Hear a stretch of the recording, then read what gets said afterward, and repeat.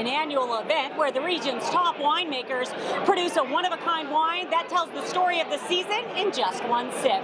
The wines that are auctioned off here today are truly something special and unique they can't buy in a store. Picture-perfect conditions manifests itself in all of the wines that you'll see in the room, Scarecrow included. Scarecrow, everyone thinks Wizard of Oz. There really is a Wizard of Oz connection. Will you tell us what it is?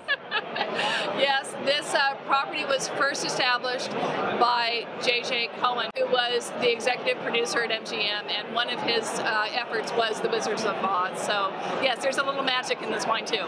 The brain behind the bottle, Celia Welch, crushed records when her 5-case premier lot sold for a whopping $260,000 and will retail for $5,400 a bottle. Confirming 2012 is an Enchanted Vintage, thanks to wizard winemakers and Mother Nature working her magic. With wine, it's driven by Mother Nature and the weather, and what makes wine unique at each vintage is that fact. Beer, they make the same stuff every time. It's what makes it interesting. I'm going to toot your horn for you because that's how I roll. What's the secret to making a 100-point wine? Just details. It's all about the details. The devil is in the details. Yeah, the devil's in a lot of things. What are we trying? 2012 Cabernet Sauvignon. From the Antinori family, is that correct? Yep, from the Antinori property on Atlas Peak. Why do you think it is that Italian families seem to migrate to the Napa Valley?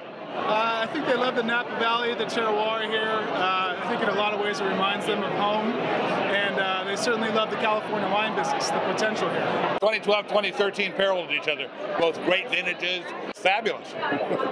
With over 80 years rooted in this region, winemaker Michael Martini knows when it comes to wine, there's no place like the Napa Valley. We came here in '33 because that was the repeal of Prohibition. My grandfather knew we needed to have a cool climate to grow good wine grapes. So he purchased the property that we're on just south of town, and he built that winery in 1933.